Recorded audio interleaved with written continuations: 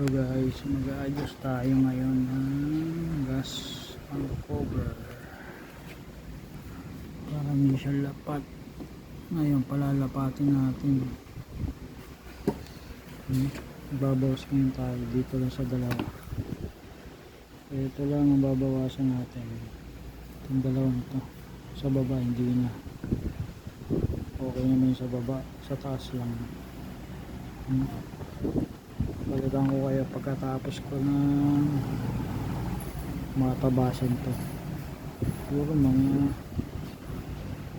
2 mm siguro magkabila.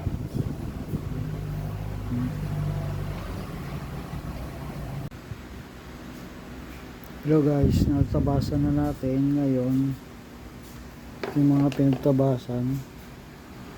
Bali pangalawang gawa ko na to. Yung una ko is ganun pa rin, parang walang pinagbago, kaya nagtabas pa. Ngayon karoon ako ng time, tinabasan ko ulit para lumapat. Ito guys,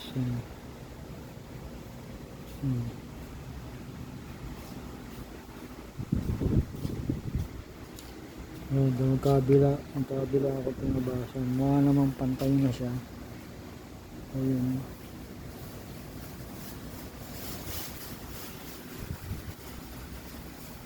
Sana okay na siya. Ayun.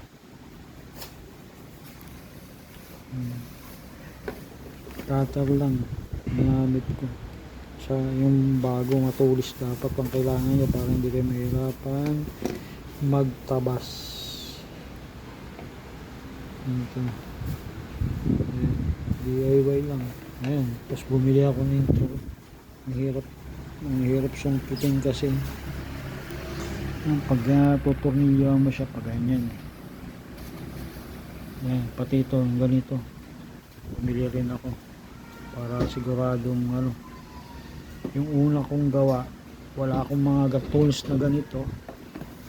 Ayun, may gas-gas ng konti rito sa parting sa kabila, sa side na ganito may gas-gas na siya at hindi ko madukot yung tornilyo. Ayun, mahirap tornilyohan.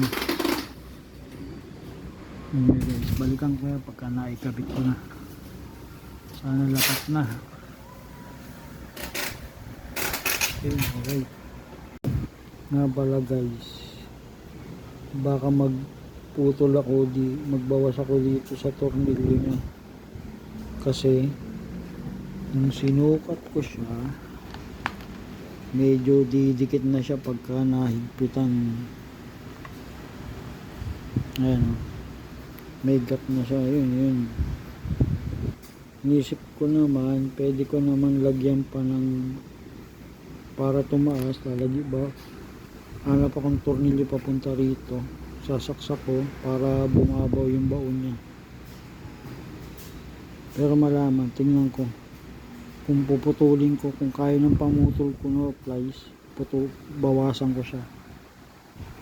Ayan, bawasan ko mga hanggang dito, dalawang ikot, magkabila lang naman, pero ilalim hindi na natin babawasan. Pero kung tutusin parehas lang siya ng gap sa ilalim. Ayan, may clearance pa siyang konti, mga 1 mm.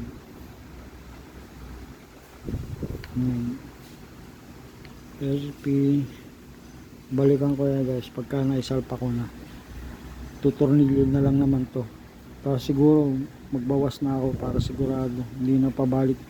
Ang hirap dumukot para hindi pabalik-balik. Balikan ko kaya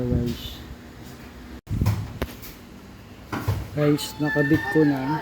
Ang pinakamahirap na part na tornilyo ikabit itong nandito sa side na to. Yan, napakahirap ikabit yan kasi yung tools mo limited na rin din ang pagpihit mo, kaya hindi mo basta mapihit. Ito yung last. Ayan, subukan na natin. First time ko i-close to. Sana lumapat na. Ayan guys, ang ganda na ng lapat. Perfect na siya. Hindi na siya nakakailang Kasi nung nakaraan napakalaki ng gap niya. Siguro ito, yung taba na to, pasok to yung gap niya dyan eh. Pagka hindi ko pa itong ginagalaw, hindi ko pa siya ginagawa. Ayan, ngayon maganda na yung lapat niya. Hindi naman siya mape-perfect, talagang lapat na lapat. Pero unlike before talaga, ang pangit, talagang nakaangat. Ito yung guys, yung una kong gawa, nagtabas ako. Kasi pag tinabas mo, kailangan mo ikabit. Napakahirap ng itornilyo. Kaya nagasgasan na siya. Ang hirap itornilyo, kaya nung ikabit ko naman, kahit may puwang, hindi ko na muna ginalaw. Ngayon, medyo sumipag tayo. Ayan, kaya ngayon, ganda ng tignan. Dapat na. Ayan, dapat na dapat. Ang ganda na ng lapat. Na perfect ko na.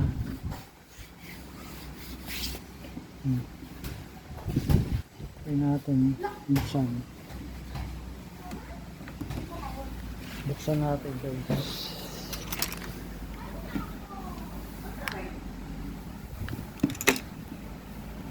Ayan guys, tingnan natin. Yun. Ang ganda na ng lapat. Pero guys, nagbawas ako ng tornilyo ha. Yung iba, binawasan ko. Magkabila. Yung nandito sa taas na to, yung dalawang tornilyo. Ito guys, itong dalawang tornilyo na to, pinabasan ko yan. Kasi feeling, ano na eh, patama na siya eh. Yan, pero maganda na yung lapat. Dapat na lapat. Ito yung mga tools na kailangan nyo. Ayan. Yung L na yan, saka ito, malaking bagay din to. Itong side na to kasi, ito yung pinanggamit ko. Yan, maaabot nyo na siya dyan. Medyo tutulungan nyo lang i-push na ganito para pumasok yung kamay nyo. Matutulong nyo yung magkabila na yun. Yung isa, kaya bumili ako ng ganito para dito sa kabila. Dun sa kabila na yun. Kasi napakahirap dukutin. Tiyagaan lang. Ayos na. Share lang natin para makatulong sa iba. Peace out.